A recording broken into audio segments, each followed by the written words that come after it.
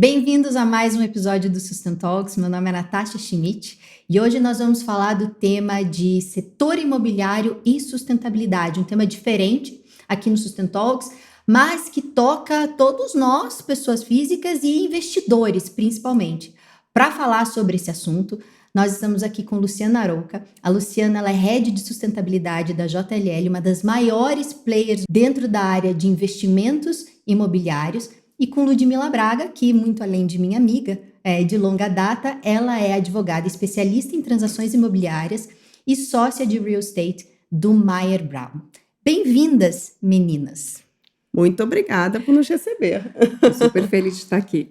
Que bom que vocês estão aqui para falar desse assunto, que assim, eu vou ser muito franca e essa nossa conversa ela é o mais transparente e sincera possível. Então, preciso falar aqui do meu desconhecimento técnico do assunto de transações imobiliárias. Então, estou muito aqui na função de aprender com vocês duas e vou começar com o seguinte, o porquê que a gente tem que falar de sustentabilidade, Luciana, no setor imobiliário. O que quer dizer isso? Pois é, né? A gente pensa em sustentabilidade para um universo tão distante, tão próximo das metas das empresas que estão lá com essas atividades econômicas e buscando, enfim, zerar, reduzir as suas emissões de carbono, mas toda empresa ocupa algum lugar físico, né? Então, quando a gente fala do mercado imobiliário, é sabido que hoje 40% das emissões de gases de efeito estufa, eles são derivados do mercado imobiliário, e essa conta sobe se a gente pegar as principais cidades, né? Vai para 60%. Então, é uma responsabilidade muito grande a questão da gestão dos ativos, da gente pensar em soluções para tratar esses ativos, tanto do ponto de vista ambiental, mas também indo um pouco além, né? Se a gente for falar um pouco de ESG, nos ativos, nos condomínios imobiliários, já se pensam em ações olhando para pessoas, comunidades, enfim, como que as empresas podem colaborar para desenvolver, né, comunidades que não estejam com as oportunidades, né, que outras pessoas têm e tomar essa responsabilidade para si. Quando você diz 40% das emissões estão dentro dos prédios, cadê a emissão dentro do prédio? O que são 40% de emissão onde?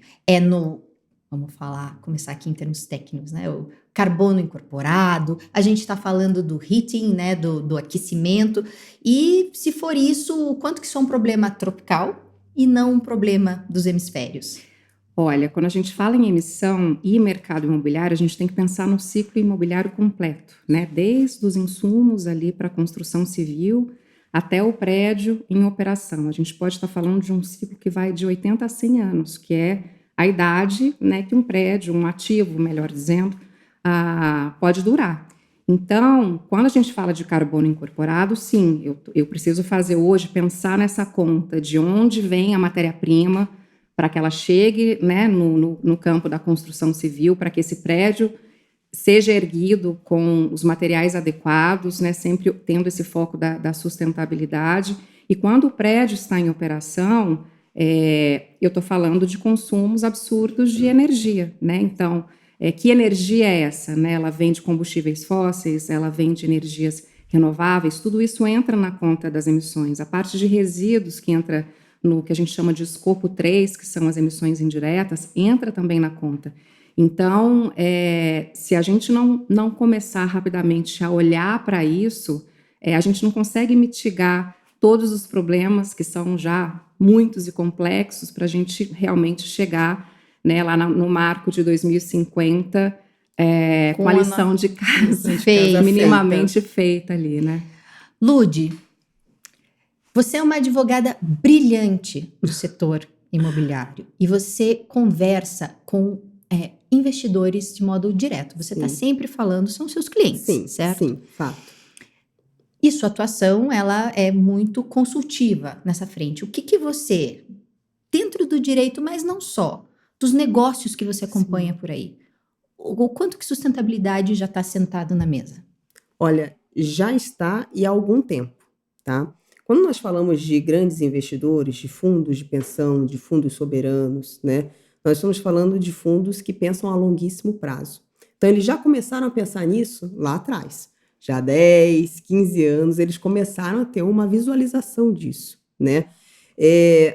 Muitas das vezes por questões legais dos seus respectivos países, né? Houve um top-down, né? Uma questão legal que impôs uma visão diferente, uma necessidade de considerar isso dentro dos investimentos, e muito também por conta da responsabilidade social deles com fundos de pensão, fundos soberanos. Agora né? você falou perfeito, porque você trouxe o tema dos fundos e eles são investidores, em geral, de longo prazo, Exato. né? Eles não são aquele que Entra e sai procura a rapidamente. volatilidade, que a graça está na volatilidade. Isso. Eles precisam de menor flutuação e mais Eles precisam de certeza. mais certeza, né? Lógico, tem que ter uma visualização do quanto que eles vão ganhar naquilo, mas eles têm, de fato, eles consideram outros fatores. E a questão de ter uma segurança no que eles estão investindo a longo prazo é muito importante. Vou te dar um exemplo. Um dos nossos clientes, um grande fundo de pensão, deixou de investir num investimento que ganharia bastante dinheiro, enfim, teria um upside muito interessante, por uma questão de falta de um compliance ambiental, né? Que na época, de fato, não se sabia o quão grave era aquilo ou não, mas naquele momento ele tinha que tomar uma decisão, e tomou uma decisão por retirar a opção de investimento, né? Preferiu fazer com outro que, muito embora né, enfim, o ganho não fosse tão expressivo, ele teria uma segurança com relação a esse tipo de investimento e uma ausência de dor de cabeça, digamos assim, né? Se é que a gente pode dizer que há ausência de dor de cabeça no Brasil em questão ambiental. Aí são outra nível de história, conversa. vamos manter mas que havia um compliance por parte dessa empresa e um cuidado com relação a essa questão ambiental. Isso para dar um exemplo, tá? Eu entendo que essa questão de sustentabilidade no mercado imobiliário, ela se expande para várias outras frentes.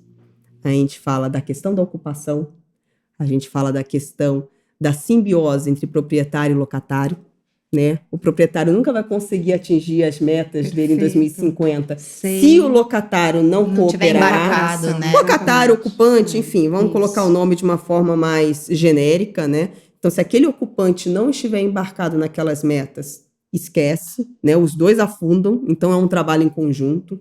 Tem a questão do financiamento, né? Então, quem que vai dar financiamento para um prédio, né? Para uma expansão, enfim, imobiliária, né? Um investidor imobiliário que faça um prédio com critérios dos anos 2000, né? Não vai fazer. Né? Não vai dar um financiamento, fazer né? um prédio com critérios dos anos 2000? O que isso quer dizer? Sem levar em consideração todos os aspectos de sustentabilidade que esse prédio novo tem que levar em conta. Então, quem está fornecendo mão de obra para ele? Quem está fornecendo os materiais? Esses materiais, qual que é a proveniência deles? Né? Você agora tem uma nova legislação na União Europeia, por exemplo, que exige todo um tracking da madeira. Fazer o disclosure de Você tem que tudo fazer tá disclosure do que você está, com quem que você está comprando isso, né? Da onde que veio esse material? Quantidade de lixo, quantidade de uso de energia. Dizer, né? A parte de resíduos. Você está comprando. Isso no Brasil não é tão comum porque, muito bom, nós temos toda uma base de energia, uma matriz energética muito limpa, mas no hemisfério norte, por exemplo, isso não é a realidade. Então, muitos prédios de alguns bons clientes nossos, eles fazem um procurement de energia, eles fazem uma compra, eles já garantem como é que vai ser feita essa compra de energia, a quantidade que eles precisam para aquele prédio e qual que é a proveniência deles. Se é hidrelétrica, se é solar, se é eólica e até nuclear.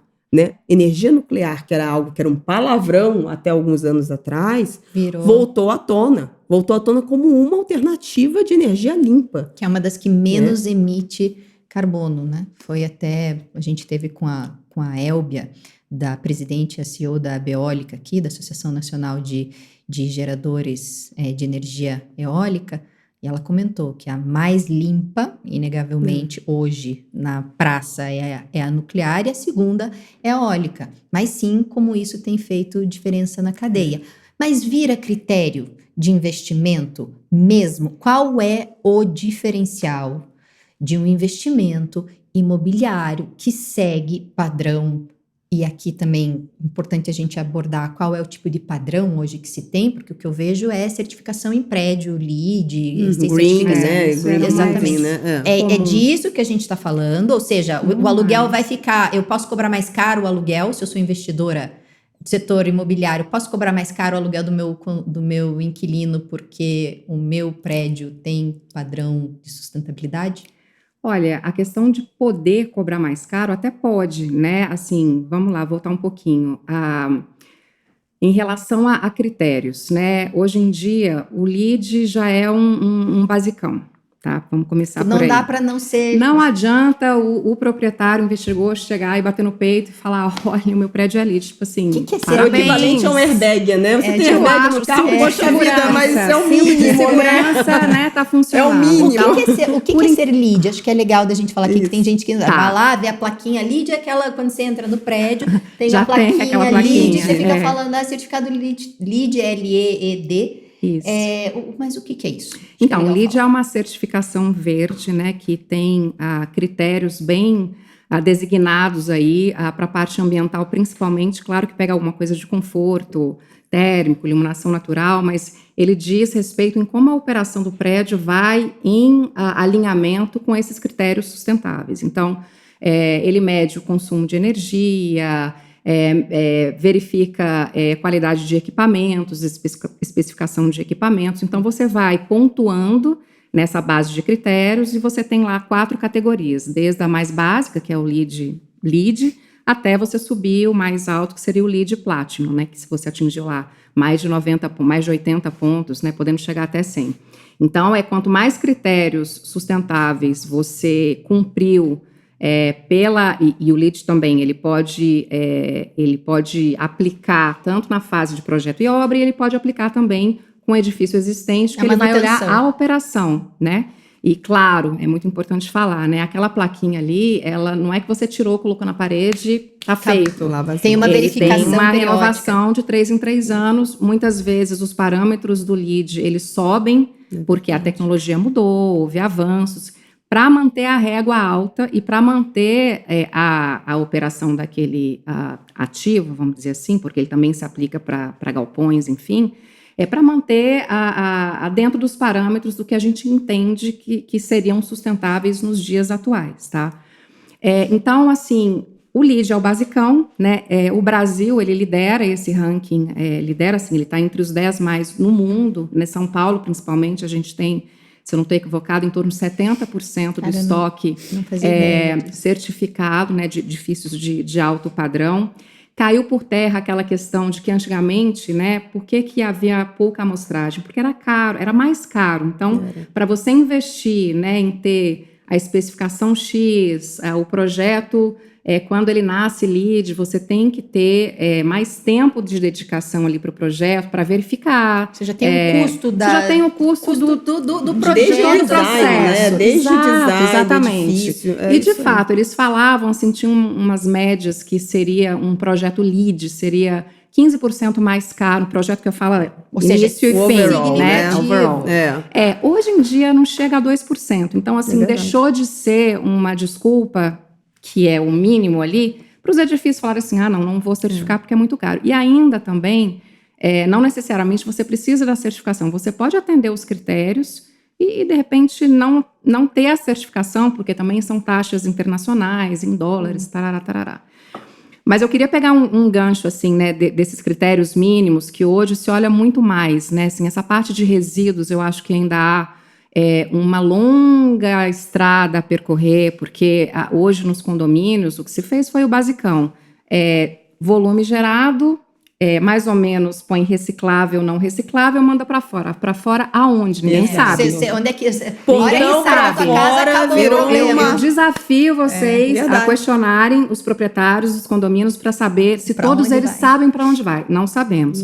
A taxa de reciclagem no Brasil é extremamente baixa. A gente está falando de algo em torno de 3%.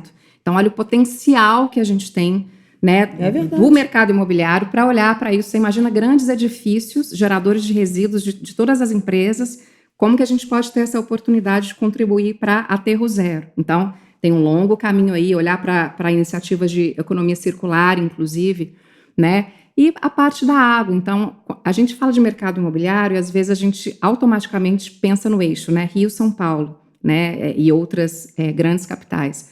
Mas você tem portfólio imobiliário em regiões que tem estresse hídrico também, né? Como que os edifícios, os portfólios estão se desenvolvendo nessas áreas? Será que está se pensando num planejamento, né, para cobrir esses períodos de escassez? Ou ao contrário, né? Poxa, o que a gente viu no Rio Grande do Sul, será que o desenvolvimento imobiliário, né, as pessoas que estão envolvidas com o desenvolvimento imobiliário estão pensando em análises de risco para, né, minimamente ter uma visão de médio prazo do que poderia acontecer naquele entorno ali, quais seriam as medidas de mitigação?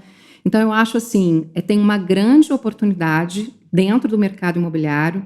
Você trouxe um ponto muito importante, que é essa nova relação entre ocupantes e proprietários / investidores. Já não existe mais... Antes a gente tratava com relógio imobiliário, né? Tá favorável para o investidor, tá favorável para o ocupante. Que agora, é quando você consegue melhores preços para um e para outro. Agora não existe mais isso, porque o mercado, ele está muito... como é que eu poderia dizer assim? Ele está um pouco sem parâmetro depois da pandemia, tudo mudou, né? Trabalho híbrido, as coisas... Realmente, 2 anos atrás, o mercado se comportou de uma maneira, agora ele está mudando de novo. E os interesses de ambos, eles convergiram para um ponto comum, né? As grandes empresas com as suas metas não vão ocupar edifícios que não estejam olhando para iniciativas sustentáveis, porque senão elas não vão chegar nessas metas. Ou o caminho vai ser muito mais longo. E os proprietários estão mais abertos a sentarem à mesa com esses ocupantes para discutirem o que eles podem fazer de melhorias, né, num período contratual a ser assinado aí de 5, 10 anos. Então, acho que a gente está num momento muito interessante, apesar da gente achar que há muito por fazer, a gente está num momento muito interessante no setor imobiliário. Mas eu vou aproveitar aqui, nem tudo são flores, né? Não, nem nada, tudo são quase, flores, porque quase nada são flores. Quando a gente pega a nossa legislação no Brasil, enfim, a legislação sempre vem a reboque da realidade, né? Exato. Primeiramente. Primeiro então, a sociedade pressiona, depois nós temos uma lei de locação de 1991, que é uma lei de locação que foi feita pensando no quê? Pensando naquele pequeno comerciante, no residencial, na casinha de praia, locação de... Então, ele colocou tudo no mesmo balaio de gato, que é locação não residencial, locação residencial por temporada. Botou isso tudo no mesmo balaio de gato. E depois, né, em 2015, entrou lá, devagarzinho, o BTS 54A. Que é isso? Um artiguinho, que é o Build to Suit. A gente fala do artigo do Build to Suit, mas, enfim, quando a gente fala de locações atípicas, né, então aquelas locações em que o locador, ele se predispõe a comprar o terreno ou fazer uma grande obra, um retrofit, tudo de acordo com a vontade do locatário, de acordo com o projeto do locatário. E por isso, justamente por conta desses pedidos específicos do locatário, isso daí a gente considera uma locação tailor-made. Seja por conta das características construtivas, seja por conta das características estruturais do próprio negócio, como é no caso do sale leaseback, quando você é dono do terreno, você não quer dono do imóvel, você não quer mais ser dono daquele imóvel porque pesa muito no seu balanço, digamos assim, você vende, né, para uma outra empresa, essa outra empresa vai alugar de volta para você. Exato. Então você embolsa o valor do imóvel e você vai pagando aquela locação de tempos em tempos. Se você decidir rescindir antes, o locador tem a vantagem de ter uma multa muito maior do que aquela padrão do contrato comercial, né? Do contrato de locação residencial. Mas por que eu estou falando isso? Porque no nosso contrato, na nossa legislação, né, de locação, ela é muito pró-locatário, para começo de conversa. Ele é muito pró-locatário. E você tem vários entendimentos aí, tanto legais quanto jurisprudenciais e até Código Civil, né, sobre as benfeitorias. Então você chega num momento em que, tudo bem, está todo mundo de mão dada, todo mundo feliz, queremos fazer uma melhoria aqui no prédio que vai criar um benefício de energia, né? A gente vai usar menos ar-condicionado, vamos colocar uma película aqui de vidro que seja diferente, absorva menos o calor, etc e tal. Isso vai ser bom para todo mundo. Aí o locador vira e fala, mas quanto que isso vai sair para mim? Sim, porque vai ficar aí... Quantos milhões de reais isso vai sair na minha conta? Ah, vai sair tantos milhões, mas vai todo mundo ganhar. Sim, Ana, o meio ambiente mas vai todo mundo ganhar vai quem? Todo mundo ser sustentável. Vai todo mundo ganhar quem? Você que vai pagar menos conta de luz? Porque quem paga a conta de luz é o locatário, não é o locador. Então, você vai pagar menos conta de luz, eu vou gastar isso tudo do meu bolso sozinho, como é que fica? E depois, quando eu quiser, por exemplo, entrar com uma revisional da locação, pela lei de locação, você pode entrar a cada 3 anos, quando você não está nessas locações específicas de build-to-suit e sale-leaseback, digamos assim, mas tem outros tipos. Mas quando você está numa locação usual, você a cada 3 anos você pode revisar o valor do aluguel.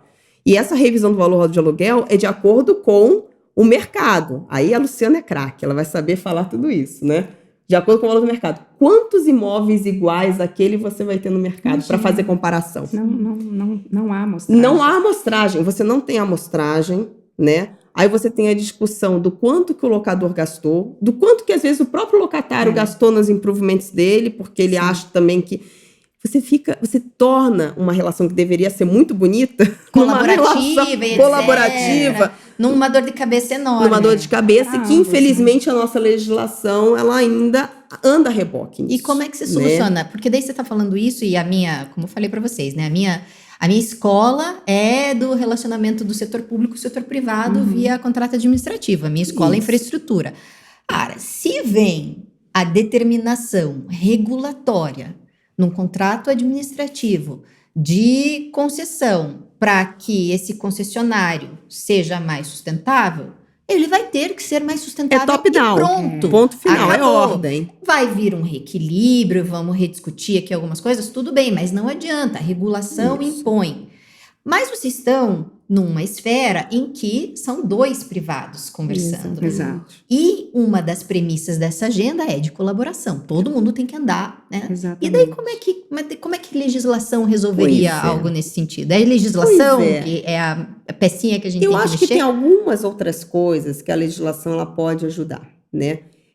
Talvez não especificamente na lei de locação, mas especificamente em todo o ambiente de negócios que diz respeito a, por exemplo, financiamento imobiliário. Acho que isso então, por exemplo, eu vou construir um prédio, vou fazer um retrofit, eu vou fazer uma melhoria, seja por conta de um pedido do meu locatário, seja porque eu entendo filosoficamente que aquilo é importante, seja porque é uma nova legislação, etc. e tal, seja porque um dos meus investidores do meu fundo é alemão e na Alemanha tem uma regra específica sobre essa, não interessa o motivo. Você não acha que deveria ter um benefício em termos de taxas, de juros, com certeza, por conta de alguém que, né, por conta de um investimento que é sustentável?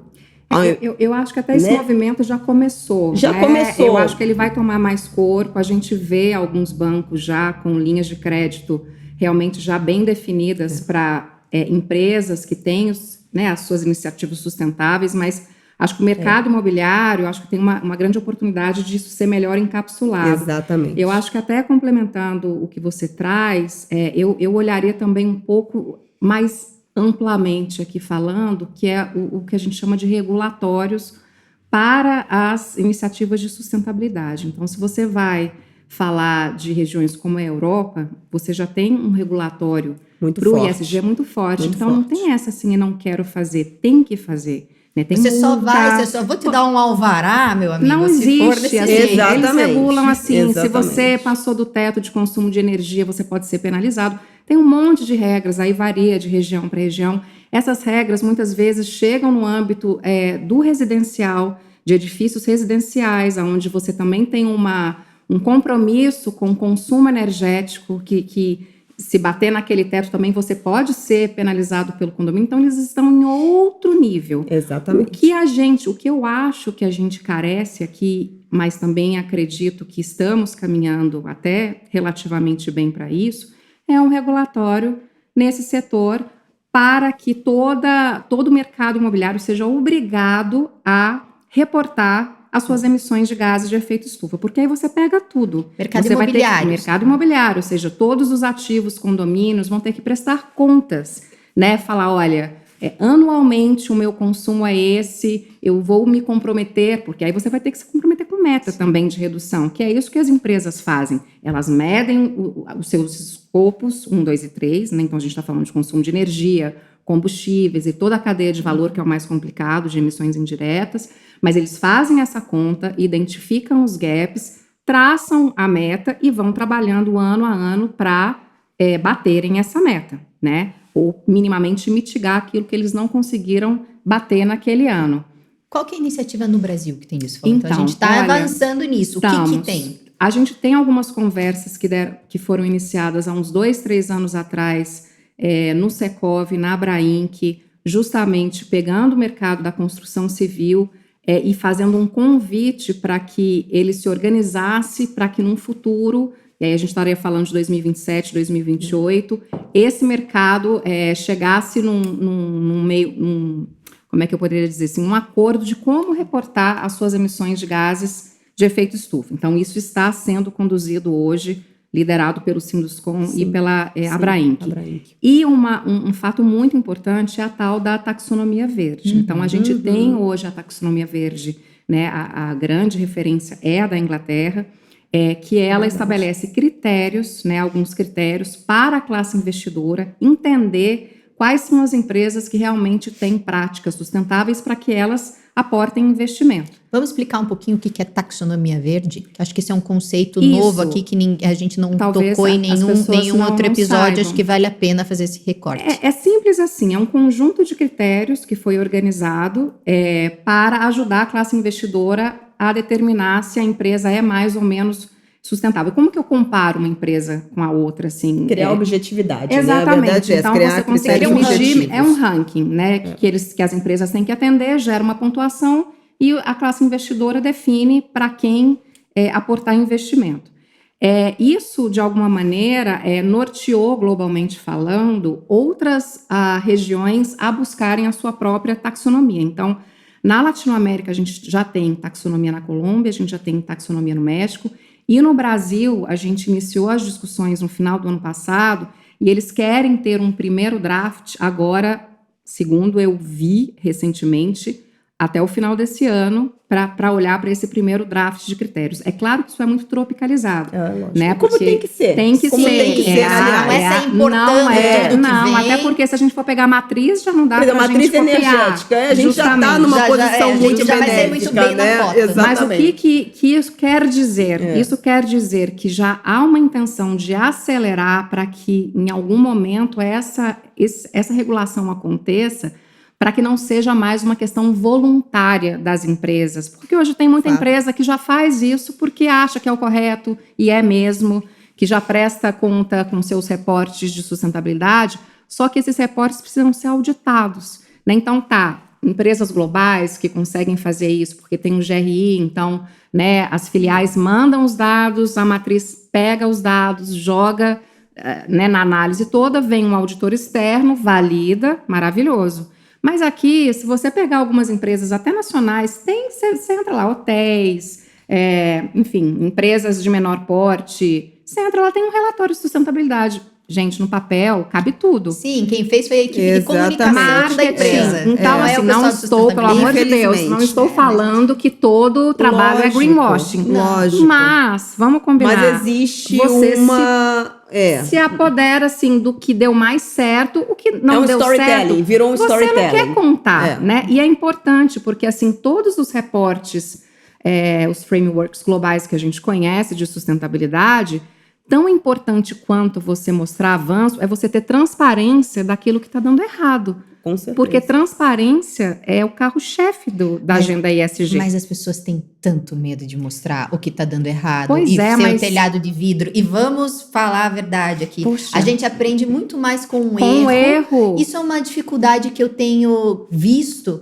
na comunicação e nas abordagens que a gente faz aqui no Sustent Talks. Quando a gente vai conversar com empresas, enfim, fazer convites, né, pro pessoal vir, esse medo de vir se expor e ser um telhado de vidro, mas e se eu falar alguma coisa, vai ficar gravado, depois vão lá tentar...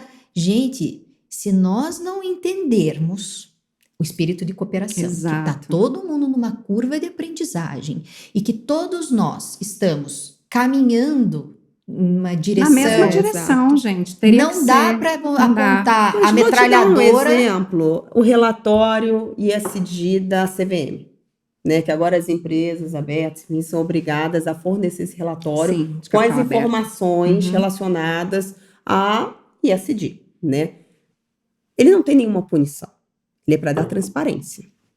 E é o tal do explain, né? Do tell me or Sim. explain. Então, assim, ou você me fala o que você tem, ou você me explica Exato. por que você não tem isso. Exato. Então, assim, você tem 10 membros no conselho e os 10 são homens, então me fala por que você não tem uma mulher. Será que é um setor que não tem nenhuma mulher expert Exatamente. Eu nisso? quero entender sua motivação. Então, assim, eu quero entender a sua motivação. Eu não vou te dar nenhuma punição por isso. Não por hora. Exato. Mas eu quero entender. E eu acho que isso é um exercício de autoconhecimento muito importante. Porque muitas empresas não têm esse conhecimento, não têm essa noção. Então, quando você é obrigado a colocar isso num relatório, Você é vai parar obrigado a pra olhar pensar para duas isso. vezes. E você é obrigado a olhar você para é obrigado a olhar para aquele. né? Aquele problema, ele aparece na sua mesa. Né? Considerando que isso é um problema. Né? Não estou fazendo juízo de valor, mas aquilo aparece e você é obrigado a explicar. Eu acho que a gente vai acabar indo para o mesmo caminho na sustentabilidade. Um primeiro momento em que você é obrigado a se deparar com aquela realidade, descrevê-la, entender como é a sua realidade. Você não pode mentir, você vai precisar ser transparente naquilo, porque aí sim a falta de transparência cria uma punição, Sim. né? E depois, paulatinamente, você vai ter um tempo, né, para que você realmente faça mudanças com base naquilo. Propor ações, né? Até com base nas informações do que você tem, Sim. né? Do que você consegue angariar. Todo mundo entender que é o período de transição para que é um todos. período de transição. Mas, justo, e aí que tá, acho que o X da questão, assim, hoje os relatórios estão aí para serem, enfim, elaborados, dando justamente essa oportunidade para as empresas, uma vez que não são mandatórios, nem a divulgação, por exemplo, o GRESB, que é o framework mais importante da classe do mercado imobiliário. Por quê? Porque ele não pega somente as questões relacionadas ao corporativo das empresas, ele vai também no âmbito dos ativos, que é o que a gente está falando aqui, né, dos que emitem esses gases de efeito estufa. Então, você não é obrigado hoje a publicar, né, falar repetidamente, publicar publicamente, né, você tornar público os dados do seu reporte. Você pode fazer aquilo para si, para entender os gaps e trabalhando ano com ano as melhorias, e no momento que a empresa se sente confortável, e a gente conversa muito com o GRESB, né, a JLL conversa muito com o GRESB, e ele que dá esse benchmarking para a gente, ela vai lá e abre a público, né? Tudo bem, eu acho que é direito de todos fazer isso. A minha mensagem aqui é que isso é possível de fazer até que isso se torne uma metodologia natural das empresas olharem todos os pilares, né, que estão aí embutidos no ISG e tratarem, né, os problemas até que tenham que realmente publicar, porque vai ser necessário em algum momento. Né? Eu particularmente gosto muito do Comply or Explain. Eu acho que se a gente adotar isso antes, o quanto antes, bom para todo mundo. Eu acho que essa é uma coisa que poderia ser encabeçada por essas instituições de classe, até pelos gestores de fundos de investimento, né? Quando a gente fala dos fundos de investimento, eles detêm boa parte dos prédios AAA, Sim. Né? Então, assim, por que não colocar uma sessão dessa no relatório né, mensal dos fundos? Sim. Coloca isso, acho que faz sentido. Falar para vocês aqui uma experiência que a gente teve aqui no Sustent Talks, conversa com o pessoal de investimento nos shoppings, né? Shopping como um grande investimento, inclusive principalmente imobiliário, né? Então a gente teve uma conversa aqui com o pessoal desse setor, e porque a gente estava conversando sobre fazer uma ação para o Dia do Meio Ambiente. O Dia do Meio Ambiente é em junho. E fomos conversar com, né, eles interessados em fazer uma ação, e a gente pensando como é que a gente podia mostrar para o consumidor, usuário desse shopping, que aquele shopping estava começando a entrar numa rota de sustentabilidade. E a gente conversou bastante, o que a gente poderia fazer. Puxa, crédito de carbono, vamos compensar as emissões dos carros que entram no estacionamento durante essa semana para poder fazer uma ação mostrando, né, um início de uma jornada. E qual que foi o medo? Mas para eu fazer isso, eu preciso pensar em todas as minhas fraquezas antes de me mostrar sustentável. Então, olha o problema comportamental que a gente chega. Então, só posso me expor como no início de uma jornada de sustentabilidade se antes eu tiver feito o meu diagnóstico completinho, estiver Ele nunca vai fazer. Nunca vai fazer. Daí o projeto melou, porque eu vou ter que ter muitas ações. Eu não quero ser questionado por uma boa ação que eu estou fazendo, o início de uma jornada, antes de trocar as sacolas plásticas, pedir para os lojistas trocarem as sacolas plásticas, enfim, tudo mais o que envolve esse universo de sustentabilidade. Então, a gente entra, do ponto de vista de comportamento, num bloqueio corporativo, que atrasa todo um processo. Que atrasa todo o processo, Exato. porque as pessoas ficam com receio Exato. desse início. Mas o que é preciso entender é que essa exposição ela é necessária e assim, eu não vejo uma maneira de aprender melhor com qualquer coisa. Aí a gente não precisa falar só de sustentabilidade, mas imagine que você queira implementar um processo XPTO e tenham algumas empresas especializadas nesse processo. Você não vai chamar essas empresas para falar, poxa, como que você fez isso? Você acha que ela vai falar só do que deu certo? Ela vai falar assim, olha, isso aqui deu certo, isso aqui deu errado. Por quê? Porque ela vai encurtar o meu caminho. Se eu vou começar bem depois dessa empresa que deu certo, eu vou olhar para o que deu errado e não vou fazer. E tem muita empresa que está dando certo dentro da trilha da sustentabilidade.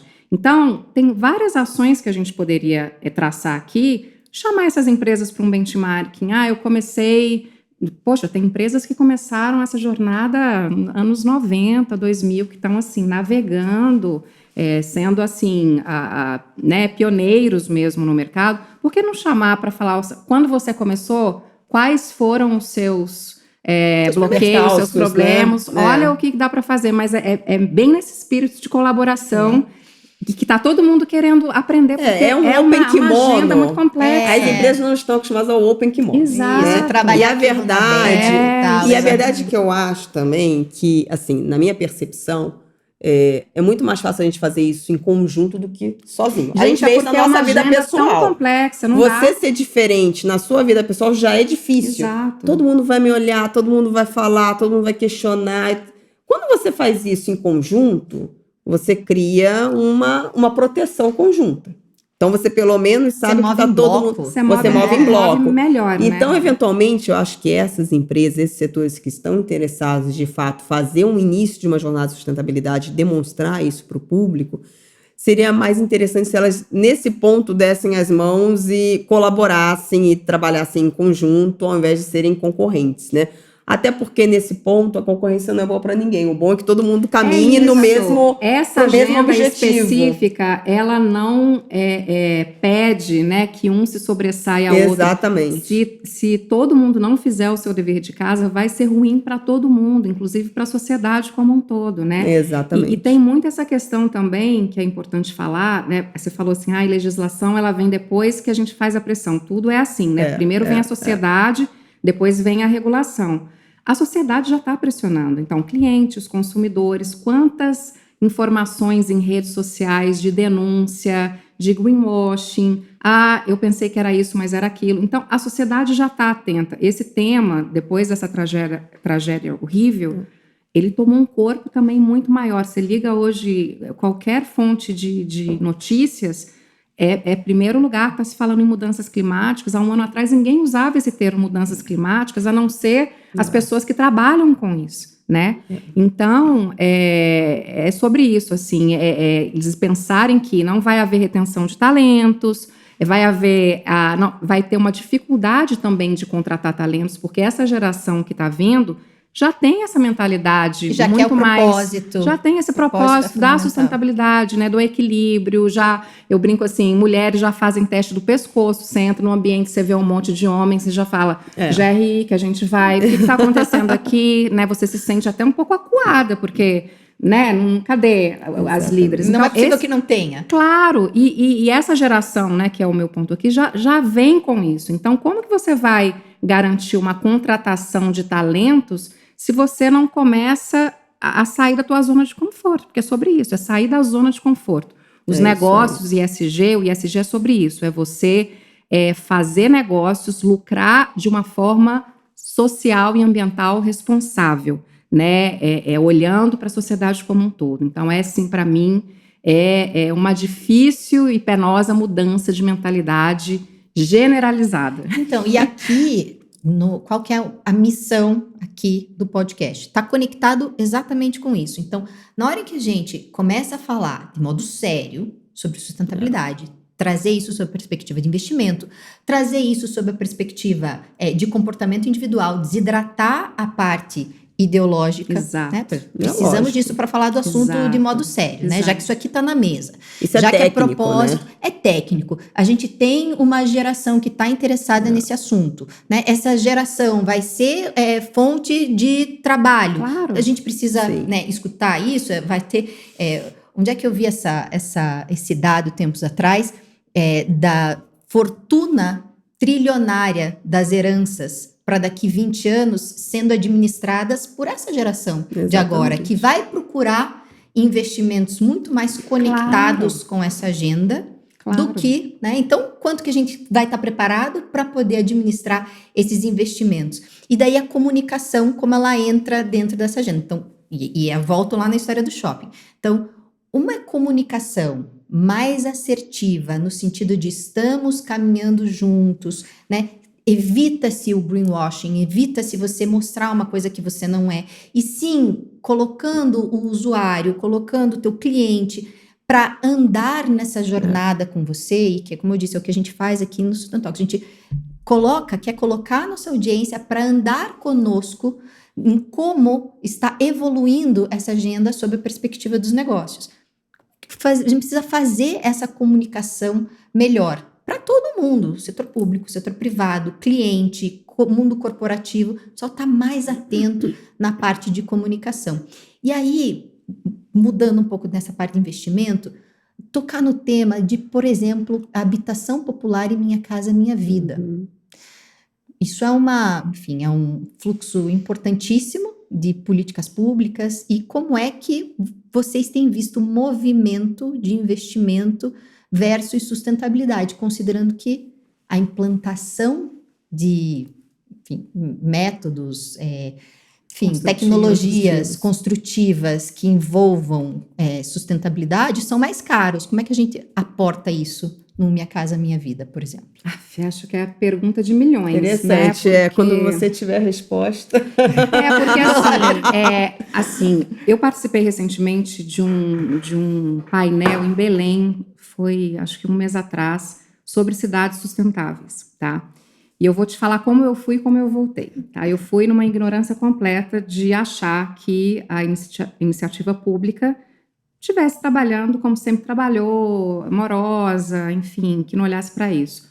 Eu me deparei com vários projetos de cunho social sendo liderados por empresas privadas e também com essas, como se diz, com esses alinhamentos com o setor público, em parceria com o setor público, em regiões de comunidades carentes, em várias capitais do Brasil e em várias comunidades ao redor das capitais do Brasil. Então, eu acho assim, não sei te responder exatamente sobre o Minha Casa e Minha Vida, mas todo esse movimento que está sendo feito por instituições sérias, esse movimento, inclusive, que houve lá em Belém, ele recebeu delegações globais, assim, da África, da Europa, gente que está trabalhando nisso há muito tempo, assim, com histórias de sucesso em outros locais. Então, eu acho que, de novo, essa movimentação, essa mobilização, melhor dizendo, acaba sendo um impulso para que programas tradicionais que a gente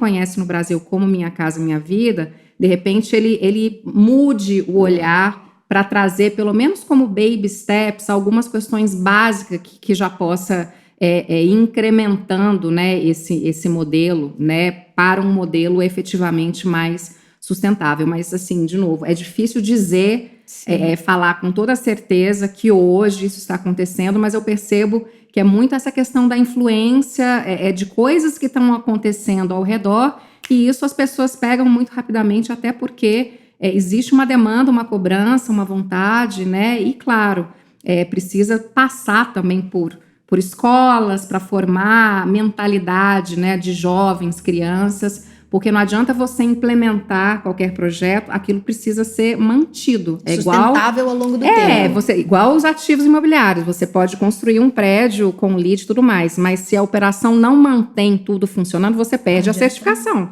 Então, fazendo uma analogia, obviamente, cuidando da proporcionalidade de cada caso, para mim é a mesma coisa. Então, eu acho que Isso vai acontecer, mas ele precisa acontecer também com essa lateralidade de outras ações para que isso impulsione e seja uma questão fluida, né? É isso mesmo. Mas sabe que eu acho que aí a legislação ela até ajudou. Pelo menos, por exemplo, em São Paulo, né? Você tem toda uma legislação agora do novo plano diretor, né? Várias regras do plano diretor que conferem vantagens em, por exemplo, habitações HIS, que são habitações de interesse social e são aquelas que podem ser, digamos assim, elegíveis para o programa Minha Casa Minha Vida. Então a gente né? está falando, por exemplo, daquelas habitações, enfim, conjuntos habitacionais grandes. Também. Estou esperando. Também, porque eu acho que aí vem o pulo do gato do plano diretor, que daí eu acho que também muda um pouco também a percepção de como são construídos esses imóveis. Porque o que acontece, né? Você, em São Paulo, você tem a situação, você pode ter a situação de conjuntos habitacionais, só que você também há hoje todo um incentivo para colocar esse HIS dentro de empreendimentos imobiliários que não são HIS. São empreendimentos imobiliários de médio padrão, até às vezes de alto padrão, mas que são complexos, multiusos, e que você pode sim inserir, de repente, em uma torre, uma parte de uma torre como HIS. Você fala, mas quem faria isso? Bom, primeiramente, que você tem um fator social gigantesco aí. Você convida essas pessoas que não têm a mesma condição do que, né, daquele entorno, para morar num entorno que tem uma boa infraestrutura. Calma, me explica melhor. Calma lá, me explica melhor. Vamos lá, calma. Vamos lá. Você está falando da gente ter você está falando do plano diretor, então você está falando de uma comunidade, vamos dizer assim, em que um dos empreendimentos imobiliários tem essa conotação. Também você tem várias vertentes aí, mas qual que é a vertente que está mais em voga hoje? Essa lei ela traz vários benefícios construtivos para o empreendimento como um todo, não só para aquela torre HIS, mas para o empreendimento como um todo que está sujeito àquele projeto de alvará de aprovação de obra, né? Então vamos supor, isso é muito comum em São Paulo, mais São Paulo porque tem esses terrenos maiores e tem essa demanda, né? Você tem no terreno a possibilidade de você, por exemplo, construir 4 torres, tá? Se você coloca uma torre HIS ou dentro de uma torre você faz um setor dessa torre que é HIS, né? Então você tem, por exemplo, torres que têm 20 andares. Do andar 1 até o andar 5, HIS. Do andar 5 ao andar 10, médio padrão, 70 metros quadrados. Do andar 10 ao andar 20, 170 metros quadrados. O HIS é o quê? O HIS é habitação de interesse social. Não, então vai até 8 mil reais, se não me engano. O tamanho, você está falando? Não, o tamanho não. A gente está falando de renda. Renda. O tamanho não interessa. Aí o tamanho vai ver o que o incorporador consegue encaixar dentro daquilo. Mas a renda de quem vai comprar, aí tem várias subdivisões, se não me engano, hoje, se a memória não me falha, o máximo hoje é 8 mil reais, tá? Se você coloca esse HIS dentro desse empreendimento imobiliário, que pode ter uma torre só, podem ter 2, 3, 4 torres, o incorporador ele tem benefícios. Benefícios de menos pagamento de outorga onerosa, menos contrapartida, maior potencial construtivo. Então, você muda por completo a vantagem financeira daquele projeto. E, ou seja, você acaba inserindo esse recorte da população que fica na periferia dentro de um complexo de um que bairro, você vai estar convivendo com outras pessoas e as pessoas vão estar se beneficiando, né? Exatamente. Crescer, porque aí é um ciclo virtuoso. Exato. É um ciclo virtuoso. E aí o empreendedor, ele obviamente que não vai fazer uma torre mais feia, porque como é que ele vai vender as torres de alto padrão? Vai ter que vender. Sendo que o alto padrão vai ver uma torre projeto Singapura, vamos supor, né? Falando aqui de forma muito genérica, muito do que a gente tem na cabeça de projeto HIS, né? Não, ele vai ter que fazer uma coisa de bom gosto, uma coisa bacana, legal, que converse com o empreendimento. Muito concreto de uma mudança de mentalidade orientado para a agenda ESG. Exatamente. Né? Se a gente tivesse mini projetos desses espalhados já, né, em efeito cascata, você muda toda a concepção de uma sociedade. Hoje nós temos, né? A gente pega os empreendedores que têm esse foco no HIS e você compara os projetos de hoje e de ontem. Gente, os projetos têm piscina, tem academia, tem um espaço, assim, um projeto do apartamento, que é um projeto muito interessante, né? Então, assim, você tem várias experiências já, e agora acho que vai ser de forma muito mais intensa, porque você tem os incentivos da legislação, para você, primeiramente, aí é fator ESG, não é só sustentabilidade. Exato. Agora a gente está ampliando um pouquinho. Vamos ampliando, mas tem a parte da sustentabilidade, vou chegar lá, porque primeiro tem a parte social de você inserir essa população num ambiente que tem uma infraestrutura boa, então você já até promove uma possibilidade de crescimento daquela classe social, né? Então, assim, o filho dessa pessoa, ele já está estudando numa boa escola pública, Exatamente. naquele bairro, né? Ele já não está lá em Heliópolis, ele está em Moema. Você encurta o trajeto de A né? e B, porque você não está Você lá encurta o longe para chegar no trajeto. centro, né? Aquela mãe, ela é diarista, ela não é diarista num bairro, né, carente, ela é diarista num bairro de classe média alta. Ela tá lá perto também. Ela tem lá Santa Amaro por perto. Né? Então você muda a qualidade de vida dessa família, então o efeito social é gigantesco, é muito positivo. E aí vem a questão da sustentabilidade, porque existe uma pressão social, e essa pressão social muito mais dos altos estratos da população, né? Porque tem esse acesso do que está acontecendo na Europa, nos Estados Unidos, etc., para ter um ambiente sustentável. Então, separação de lixo, por exemplo, né? Waste management, né? Então, como é que você vai administrar aquele lixo? Painel solar, temos painel solar? Como é que é isso? Como é que é essa demanda energética do condomínio? Isso tudo acaba refletindo para esse outro condomínio ou para essa... Não, super interessante. Esse subcondomínio que está dentro do condomínio maior. Uma nova concepção, né? Uma rotina. É um outro ambiente. É um outro núcleo que passa a ser o normal, né? Exatamente. Assim, não é normal você jogar lixo em qualquer lugar, não é normal você consumir energia que não seja limpa, e aí você vai criando realmente, né, essa ampliação. O Marcelo Crivano estava aqui em uma das conversas que a gente teve. Ele é o líder de uma startup que está muito conectada com o tema de gestão de resíduos sólidos, de lixo, de comportamento humano. E daí ele contou que ele teve que dar uma palestra na Europa, agora não lembro exatamente qual era a cidade, acho que foi na Holanda, em algum canto. E ele teve que explicar por que a gente precisava, no Brasil, ter ações de fomento à separação de lixo e não ser multado por não separar o lixo. Então, quando ele foi explicar isso, não, porque eu tenho aqui uma startup, é uma startup de fomento disso, e as pessoas pararam e falaram, tá, mas você não multa as pessoas, é uma concepção. Já mudou, né? E aí você, por exemplo, tem São Francisco, que você multa as famílias se elas, não sei agora a quantidade e tudo mais, mas assim, eu lembro que tinha um amigo meu que morava lá, que não podia colocar, tinha que colocar no máximo 2 pacotes de lixo na rua. Sim. Era isso, não podia ter mais do que isso. Você compre já para não fazer o resíduo da embalagem. O que a gente sabe também de algumas práticas na Europa, né, principalmente na Inglaterra, e levando para o residencial, com relação a resíduos, você também tem um teto de volume que você pode gerar. Se você gerar além daquele teto, você paga a multa no teu prédio.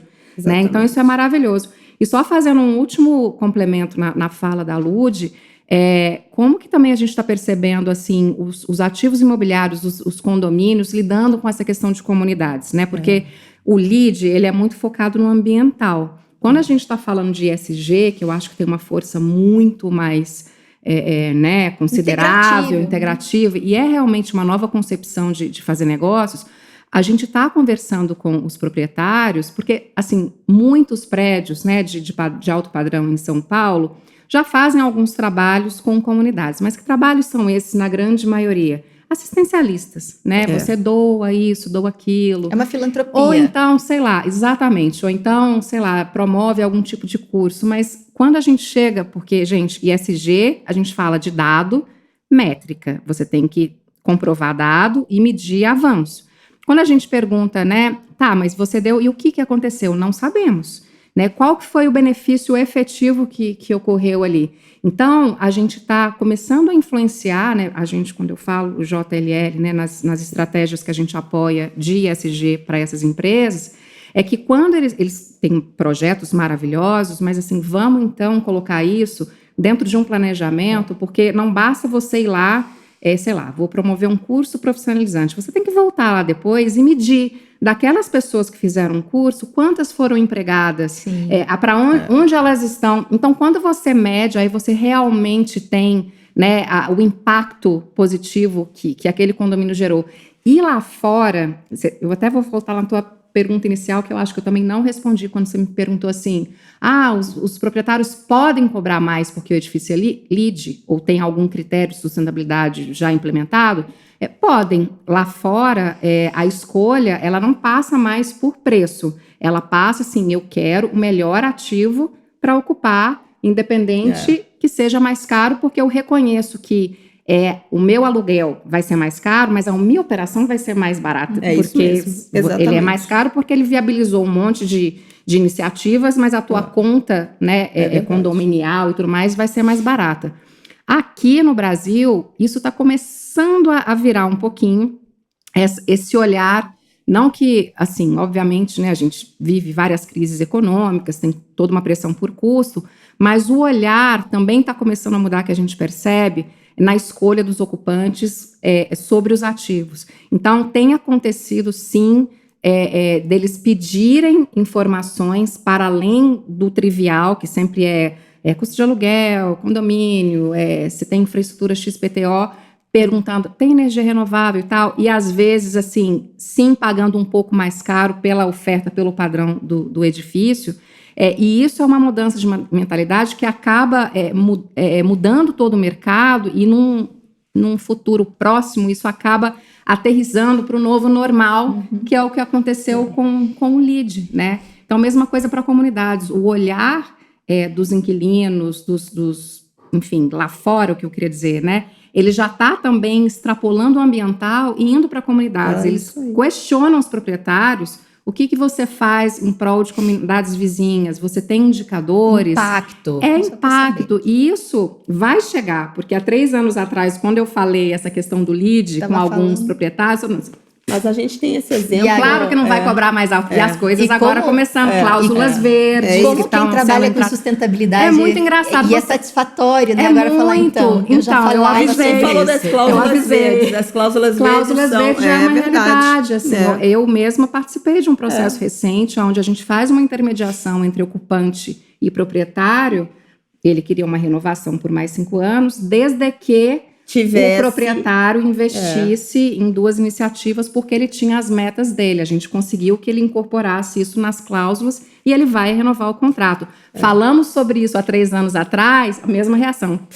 Eu gosto muito quando não vai acontecer no Brasil, isso é na Europa. Não, já está acontecendo. Já está entre nós. Já está entre nós. Eu gosto muito quando a gente fala de cláusulas verdes, tem a cláusula verde clarinha, é super escura, né? Já ouviu falar disso? Não, é o seguinte, mas existe mesmo, falando sério. Esse negócio das cláusulas verdes é muito comum na Europa, né? Por quê? Por conta da regulamentação, especialmente UK, né? Que você tem regras muito assertivas com relação a isso, né? E aí, as regras verde clara, é aquela que é bem genérica, bem programática, a gente se compromete a cuidar do meio ambiente, a usar menos energia, principiológica. Aí a cláusula fica verde média ou verde escura, quando elas realmente são muito assertivas e muito detalhadas. E nesse sentido que a Luciana falou, olha, eu vou pagar aluguel desde que você faça uma melhoria, por exemplo, coloque uma película. Tal, daqui a 2 anos, né? Você também dá chance da pessoa fazer um planejamento de capital. Claro. Então você tem essas cláusulas que são muito interessantes e que, de fato, já estão entre nós. E o recorte que a gente tem das tendências que já estão lá, desses inquilinos, então a gente tem, né, uma amostragem das principais cláusulas que são praticadas lá fora. E agora já começam a entrar várias cláusulas relacionadas ao social. Coisa que não acontecia antes. Não, é uma mudança muito clara de padrão de que sustentabilidade e na agenda ESG de modo tinha muita força a parte ambiental, a parte de descarbonização e como cada vez mais a parte social está ganhando atenção, justamente para entender que, enfim, quando a gente está falando é integrativo mesmo, é a parte de governança.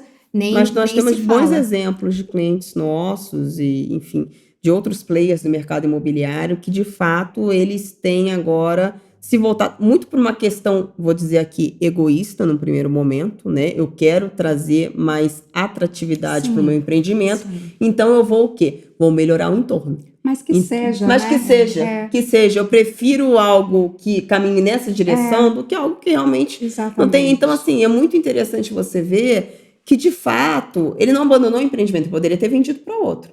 Não, vamos melhorar. Tá, O empreendimento é vai bom. investindo. O empreendimento é bom. no O problema é o impacto. entorno. O entorno tem problema de legal. segurança. Então, vamos financiar aqui uma unidade da polícia, né? O entorno tem problema com criança carente e tal. Vamos colocar uma escola aqui, uma escola de música, muito cara. pra poder Então, isso é influenciar muito uma- interessante, né? Você muda o desenho da cidade. Deixa eu Você fazer muda o desenho da cidade. Deixa eu fazer uma pergunta final para vocês, para a gente poder amarrar esse episódio. Tratar isso aqui como temática final, mas não é porque ela é final que ela é menos importante. Palavras finais para a gente entender a situação de adaptação, mercado imobiliário, desastres climáticos no Rio Grande do Sul. A gente está falando aqui de pessoas que investiram as economias da vida num imóvel e que hoje nem a terra nua vale alguma coisa, porque não vai vender para ninguém, porque quem é que vai comprar um terreno que pode alagar daqui 2, 3 anos? Então, como é que o setor imobiliário olha para essa situação de adaptação, de resiliência e para investimentos ligados a isso? Olha, na minha opinião, olhando com seriedade para planejamento que inclua essa parte de análise de risco, né? A gente sempre trabalhou com muito due diligence, com estudos de viabilidade, desde a minha, enfim, da minha atuação anterior em projetos e obras, né, em gestão de projetos e obras, fazia-se muito estudo de viabilidade. Em alguns casos, a gente sugeria que se fizesse uma análise de risco, ou minimamente alguma análise relacionada à parte ambiental. O ambiental sempre foi mais fácil por conta dos passivos, né, de terrenos contaminados, então, dependendo, era mais aceito. Mas toda essa parte, né, que a gente recomendava, ou, enfim, pincelava, era considerado como um adicional que não era necessário, imagina, né? Porque ninguém faz isso. Então, eu acho assim, acaba sendo uma grande oportunidade para a gente realmente pensar na maneira correta de se fazer um bom planejamento. Então, acho que é impossível você fazer uma análise de risco falando para o cliente que você vai mapear todos os riscos, porque isso não existe. Não Você existe. tem riscos que são inerentes e eles acontecem realmente. Mas você também pode pensar em como mitigar riscos que venham a surgir, né? Porque você pode fazer, né, uma primeira estimativa, né, situacional ali de cenários e pode apontar caminhos. Então, tratar isso com mais seriedade, tanto quem provê esses serviços, que dá essa consultoria, né, para empresas que estão pensando em onde né, colocar os seus negócios, mas também na visão das pessoas donas dos negócios, que eles entendam a importância que isso tem, porque às vezes isso fica muito numa conversa financeira, quanto que custa né, essa consultoria. Não, mas quanto que custa você perder tudo daqui a 5, 10 anos? Essa conta, acho que ninguém pensa, né? E a gente precisa começar a ter pensamento de longo prazo, eu acho que é isso. Lud. Nós só aprendemos pela dor ou pelo amor, né? Não tem outra. Então, ou você acredita nisso, você ama isso, você entende como isso é importante, você implementa o que tem que ser implementado, ou você sofre o baque disso, né? Pela dor, e você aprende pela dor que você precisa implementar e mudar alguns procedimentos, né? Acho que isso foi um aprendizado para todo mundo. Infelizmente, o que aconteceu foi um aprendizado para todo mundo, porque foi de uma forma tão avassaladora, tão agressiva, né? Tão generalizada, que realmente ninguém colocou isso em uma planilha de risco, né? Muito embora riscos climáticos já venham sendo ditos há um bom tempo. Infelizmente, a gente vê que foi uma tragédia anunciada, olhando várias empresas especialistas, né, em eventos climáticos, que há quantos anos apontavam, né, irregularidades, na mesma semana. Exato. Na mesma semana a gente tinha tido, inclusive, um acidente, uma questão no Texas, né? O Texas também tinha alagado. Então você vê que não é uma coisa só de Brasil, é uma coisa que realmente vai atingir certos países, vai atingir todo mundo, mas vai atingir de uma forma pior certos países. Então, assim, realmente endosso o que a Luciana colocou, mas realmente, do ponto que você perguntou, Nath, o trabalho de reconstrução vai ter que ser intenso. e vai ter que ser muito focado no que tem que ser feito considerando essa circunstância. Não é reconstruir por reconstruir. Vai ter que ser construído algo novo, não é reconstrução.